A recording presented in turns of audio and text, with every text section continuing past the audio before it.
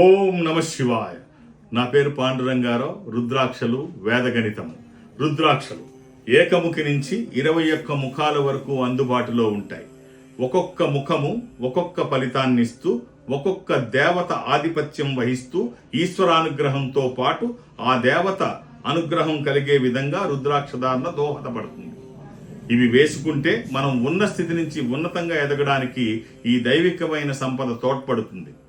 మీరు ఎన్ని ముఖాలు కలిగిన రుద్రాక్ష ధరించాలి, ఏ రుద్రాక్ష ధరిస్తే మీకు అది ఉపయోగపడుతుంది తెలుసుకోవాలనుకుంటున్నారా?